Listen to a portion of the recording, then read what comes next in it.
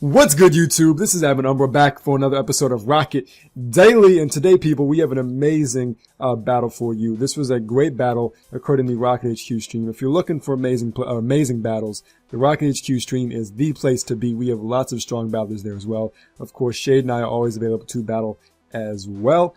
Please follow us on Twitter. Also, if you have not, that's another great place if you want to battle the admins. We are always looking for battles over Twitter, and if you want to battle us, that's a great place to start. So this was an absolutely amazing battle I had with this individual. This was our second battle, I do believe. Hopefully you'll see a duo com of our first battle. And this is the team that you all know and love. I've got the Mew, my patented Mew set. Got the nice and powerful Lindamar, the Latios, the Tailwind Sweeper, Choice Scarf, Mamoswine, the Iron Defense Pinsir, changing the metagame one Iron Defense Pinsir at a time, the standard Chansey, and then we have the bulky Azumarill Yeezus, the one you all know and love. So this is one of the very last battles I had using this team. At least for a little while. After this, I moved on to other teams. But this was a fantastic battle that occurred on the stream. So I thought there was no way I could go without showing it to you beautiful people. Looking at my opponent's team, with this team, I love Greninja. With this Mew, I love it. When I see Greninja, it makes me happy. They could lead with the Tyranitar. They could lead with the Deoxys. It seemed very unlikely, however, that they would do anything short of leading with Greninja, and that's what I was really counting on, because I did lead with Mew. If Tyranitar came out, I would go for Taunt, and if they did actually go for the attack, go for the Crunch, I would still get my Baton Pass boost off. For those of you who do not know this team, the Mew is my dedicated lead. It carries Taunt, Defog, Psychic, and Baton Pass. It is designed to, it holds weakness policy, so it is designed to elicit knockoffs and U-turns, and then Baton Pass to one of the sweepers, and start a sweep immediately. That's the point of the team. If you like this team, at the end of the battle, please check out our public Google Drive account. In the Google Drive, this team is in text form for the Pokemon Showdown Team Builder. Copy and paste it, use it in your own Team Builder today. Use it in your own Pokemon Showdown account immediately. There's also an in-depth Prezi. If you want to see more of this team, follow the link below to the Prezi account. All of the videos using this team are attached to the Prezi, so if you go to the Prezi, you can watch all the videos in one convenient place, while also enjoying an in-depth walkthrough. So without further ado, let's go ahead and get into this battle now.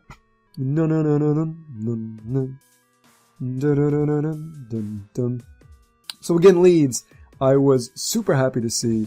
Obviously I go with the Mew, but I was very, very happy to see that my opponent does in fact lead with the nice and powerful nickname. The Greninja comes out. So predicting a Dark Pulse, I go for the Baton Pass. Obviously, Greninja is faster, so I have to predict and go for the Baton Pass. And I just wish I could see my opponent's face when I see that happen. They're thinking, oh, look at that good damage. I'm like, thank you for the weakness policy. Thank you very much. I see that they are, in fact, life orbed. Always a good sign. And Baton Pass right out. Boom. Looking at their team, I went into Mamoswine. I'm thinking this was actually a bit of a misplay on my part. I am Scarfed and I anticipated being faster. I went right for a superpower. Obviously be super affected if they wanted to go into Tyranitar also as a switch. That'd be great, but my opponent actually has Hidden Power Grass, which they do in fact go for. And it does decent damage. I am able to live it. It does a lot more than you might see because I don't have as many HP EVs because I'm wanting enough speed to guarantee outspeed Latios. Thinking about that in my head, I actually should have realized I wouldn't be faster, Greninja being more than 1 point faster than Latios, which is the speed of this Mamoswine with the Choice Scarf. So I do go for the superpower. Obviously, the Greninja goes down. I do have Ice Shard on this Mamoswine, so I know I want to save that for later. Out comes the Talonflame. I end up going into the Chansey, hoping to maybe get a T-Wave on it, get a little damage off with the Seismic Toss, or or pass a Wish out. So I want to see, first of all, are we Banded or we Life Orb? What are we? So I see the Recoil there, no sign of leftovers, so it could easily be a Banded set. At this point, I go for a Wish. Very appropriate. I think that's our second Godzilla-themed Pokemon that we've seen on the show thus far. Godzilla does come out. God, I didn't even hit Godzilla. So I go for the Wish. And this is actually a very risky play. So I thought this was extremely obvious I'd want to do this, but I counted on my opponents going for Stealth Rock. So I went for Wish as they switched in Tyranitar. And now, while Tyranitar is in, I go out to the Mamoswine, predicting them to go for Stealth Rocks. I have a Mega Pinsir, so I was hoping that would be enough incentive to motivate them not to go for an Earthquake, because obviously I just wish past into Elephant, all the HP back, I have a Mana Sign sitting at full, I go for the Superpower. I'm very, very happy about that, because with the Rocks gone, with Tyranitar gone, you can switch into Rocks at least once from the HP it's at, and defog. You'll notice this individual did have an Exegil on their team. Now, of course, they do bring it in. I could have tried to save Mammoth Swine, but I wanted to make sure they were in fact Sand Rush, so I stay in. I've confirmed their Sand Rush. I also want to get some info on this thing. Is it banded? There I see, okay, Life Orb. So this is a Life Orb Sand Rush Excadrill. I do go into my Azumarill because I know I can take at least one hit. Max HP, max defense. I know I can take one barely and kill with a Waterfall. This thing is too much of a threat, so I do go right out for a Waterfall. I didn't want to over-predict and take massive damage. That thing was the Pokemon I was most afraid of on his team, by far. So obviously with no attack investment, I was hoping my opponent didn't guess my set, because looking at that damage being a crit, it's very, very obvious. This is not Mega Venusaur, that's a normal Venusaur. It's very obvious I'm not invested in attack. So I hope my opponent wouldn't realize that later. I could still surprise them with that. But my opponent makes an excellent play knowing I won't stand in. They go back into Exegil. Tyranitar is gone, so obviously they need to take as much advantage of the sand as they can. So they go back into Exegil. Luckily though, their Tyranitar, I don't know at this point what item it was carrying. I'm hoping it's not the Smooth Stone. I'm hoping that there's only going to be 5 turns of sand. If that is the case, then this Protect will be the last turn of sand after Chansey goes down. So I'm able to survive. Obviously they're going for Protect. And then the Exegil goes for Iron Head again. And I'm hoping to see the Sandstorm go down this turn, because that means obviously Exegil is slower than the rest of my team. Tyranitar is already dead. I can go in and take out this Exegil. Luckily they were not. They get the shorter Sandstorm and the Sandstorm goes down. So now I go into Mew because now I am faster. He has no priority. I can go for a defog. So that was tremendous. I can get Mega Pinsir in now without Stealth Rocks, which is very, very huge. So I did go ahead and sack Mew just to get the defog off. Knowing the hazards are gone. Looking at the Deoxys form, I'm not anticipating hazards on it.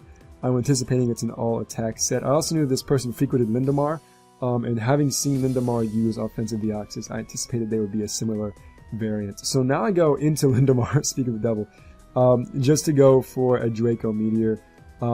They could have predicted me to have Hidden Power Fire, but I do go for it, and it just barely doesn't kill. I am modest max special attack. But I barely can't kill this thing. And with this thing's investment, it does a lot of damage to me. I am able barely to survive, and its Life Orb actually takes it out. So one very, very massive threat down, but of course now the Deoxys comes out. And the battle at this point is getting extremely, extremely close. We are blow for blow. It is a very, very heated battle. I do want to save Lindamar for later, because after the Deoxys outspeeds the team, except for the party on Talonflame. So I actually go into this Pinsir.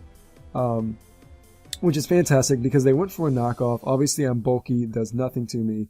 I see the Life Orb. And this is why, people, we run this Pinsir set. Max HP, max defense. We're not even meant to take special hits. But look at this, a Psycho Boost from a Life Orb Deoxys. Look at this damage. We barely survive. We would not survive without our investment. If we'd taken Stealth Rock damage, we would have been dead. But now with no investment, Deoxys is so frail. Pinsir just takes it right out. That was a huge, tremendous moment for me in this battle. Now Talonflame comes out, and things are looking very, very precarious. I know that now Latios needs to be Death Fodder. Sorry, Lindamar. It is not the most important mod on this team at this point, because Azumarill can take out this Talonflame, but its Brave Bird still does a lot, even at max HP, max defense. So I need the fodder Latios to come back into Azumarill for free. Now this is what determined the battle. The entire battle rested on this decision. I thought about this for a full 2 minutes. And luckily, I thought about my opponent. If I was in their position, Talonflame wins because it has priority over Pinsir. They had to switch into Venusaur there to save Talonflame for last. It was the win condition. Luckily, I predicted them to do it. That's exactly what I would have done, and it paid off. If I had done this and they went straight for a Brave Bird, I would have lost. But luckily, my opponent was a highly skilled player that did exactly what I would have done, so I was able to predict it. By going into Pinsir, they cannot go into Talonflame because they'll have to take a return, and they probably think I have Quick Attack. But now because Venusaur's in here, uninvested, I go for return. It still takes it out. Absolutely huge play. That is why I love playing highly skilled players. Because when you're able to go, what would I do? And you can predict them, it's beautiful. Now, obviously, Talonflame can take the Pinsir out. But it doesn't matter, I have the bulky Azumarill. I know guaranteed I can live 1 and Waterfall will Oko. So that prediction that one turn single-handedly determined the fate of this battle. This was an amazingly close battle, hard fought all the way through, and it is such a satisfying moment when you fight amazing competitors, because you're actually able to go, what would I do? And just when you find someone who's at that same level of you, it is so fun. And just look, the bulky Azumarill, that's why we run it. That is why we run it, because we can live Waterfall, obviously more than enough to take out the Talonflame from that range. So huge battle, very, very exciting, adrenaline pumping the whole way. Very, very proud of that prediction. Just a tremendous battle. Very, very, very hard fought. And again, this battle happened in the Rocket HQ streams. Many more just like it occur all the time. If you're looking for great battles, looking for great entertainment, please check us out. Also continue to explore the YouTube channel. I think you'll find that we're more than meets the eye. Very, very different than the standard PokeTuber. And if you enjoyed this team, and I hope you did, feel free to leave comments on it. If you want to use this team yourself, check out the public Google Drive account. It's linked in the description. Take you to the text for this team. You can see it to either gen it yourself, make it yourself, or copy and paste it using it in your own showdown immediately today, right now. You can also check out the Prezi on this team if you want to see more. The Prezi has links to all of the battles with this team. So if you want to see more of this team, click on the Prezi. The link's in the description, and you can see every single battle I've used this team in thus far. So thank you so much. Props to my opponent. Again, this was our second battle. Hopefully you'll see a dual comm of our first match. It was equally good, but this was a fantastic battle. I'm loving this team very, very much, and thank you so much to my opponent for a great battle. Thank you to all the audience members for supporting Rocket HQ. This is Admin Umbra. I hope you enjoyed this episode of Rocket Daily, and here I go, signing off.